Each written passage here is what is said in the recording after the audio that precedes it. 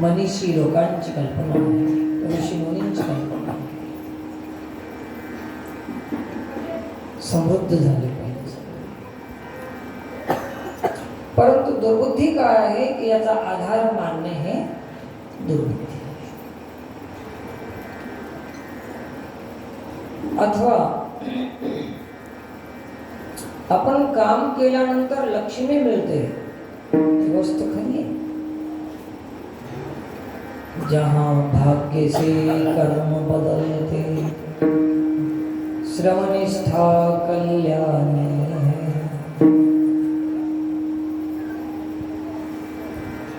श्रमनिष्ठा कल्याण करणारी आहे. श्रमनिष्ठा असावं, माणसामध्ये श्रम असावा. शास्त्रानं असं आळशीपणा असं मान्य केलेलं नाही. श्रम करा, परिश्रम करा. जे माणूस श्रम करत नाही त्याच्या जीवनामध्ये बेश्रम झाल्याशिवाय गती नाही.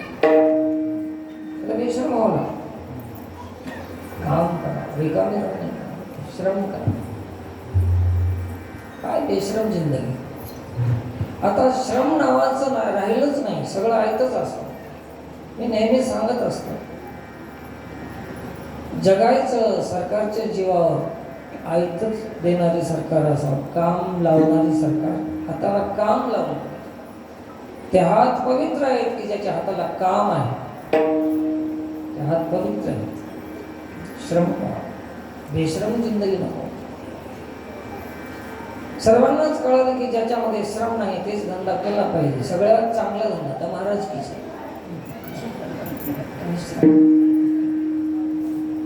आरडायचं, खिसा भरून पळायचं, सगळ्यात सोपा धंदा. किती दुर्बुद्धी आहे. श्रम पाहिजे. श्रमनिष्ठा कल्याणी है.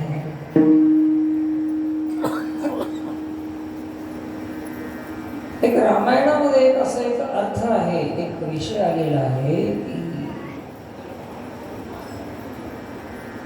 जहाँ खेत में हाल के नीचे खेला करती सीता है,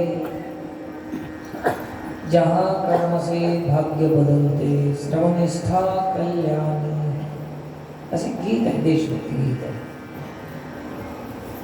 राजा जनकाच्या नगरीमध्ये शेतामध्ये नांगर चालू होता. नांगराच्या दाताला लागून एक पेटी निघाली, त्याच्यात लक्ष्मी निघाली अशी कथा आहे.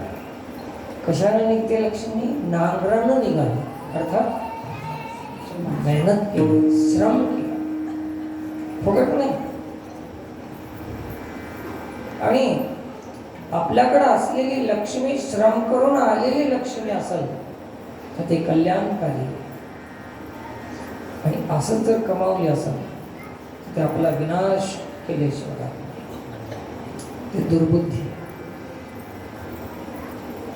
नांगराला अडकून ती निघाली लक्ष्मी, अशी ऐकते नाही. आता मी नांगरानच निघते लक्ष्मी. कशा निघते? शेतकऱ्यांना माहीत आहे चांगलं. शेतकरी शेतात नांगर धरतात, मेहनत करतात, मग पीक पिकते, धान्य शेतातून मिळते, त्याचे रुपये पैसे मिळतात. हे लक्ष्मी. आणि ते लक्ष्मी आयते पळवून नेलेला रावण विनाश.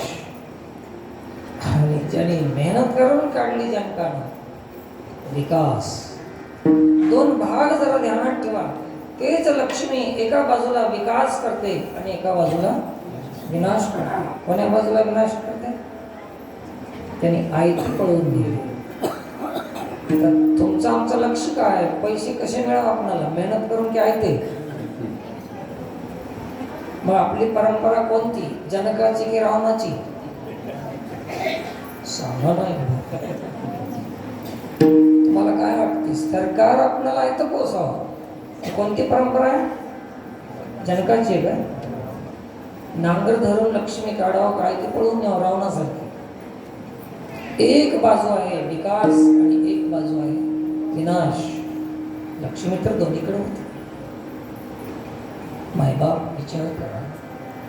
सरकारनं आयतं पोसावं, आयतं मिळावं, जनकाची परंपरा कुठे गेली? जनक शब्दाचा अर्थ आहे की जे जन्म देऊ शकते, है की नाही?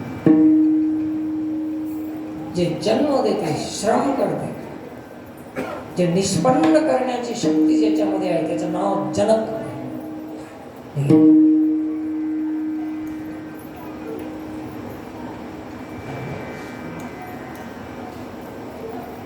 एक विकास, एक विनाश. आपलं सांगायला आयतं मिळावं, पैसा आयता मिळावा, काम करू नये, सरकारनं आयतं पोचवावं आणि पैशाशिवाय ओट द्यायचं नाही, पैशाशिवाय कार्यक्रमाला जायचं नाही, पैशाशिवाय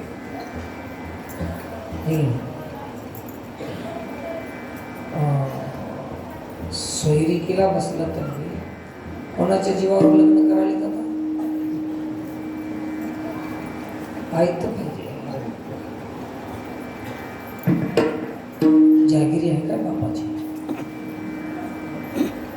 इतके द्या आणि तितके द्या. कोणाला म्हणतो? कोणाला बर्बाद करायचं? कोणती परंपरा? जनकाची.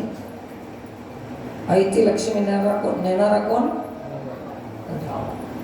त्याची गती काय? विनाश. ही दुर्बुद्धी आहे. मी आज थोडी दुर्बुद्धीची व्याख्या वेगळी सांगतो. नेहमी सांगतो ते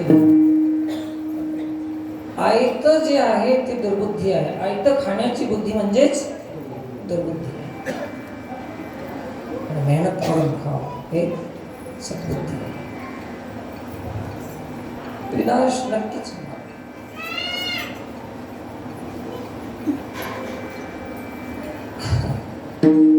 काल आमच्याकडे बसा बंद होत्या. कालच आज बसा बंद आहेत. माहिती असेल तुम्हाला कशामुळे? कशामुळे सर?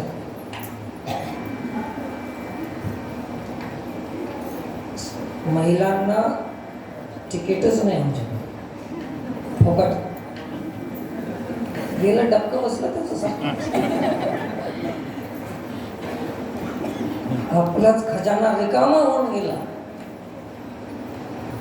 एक आदिलाबादच्या डिपोवाल्यानं भेटून सांगितलं मला, एका दिवसाचं कर्ज डिपोवाल्याचं, बस डिपोचं 34 लाख रुपये एका दिवसाचं.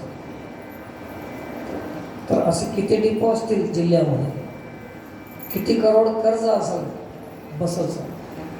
आणि त्या रिकामं फुकट बस दिल्यामुळे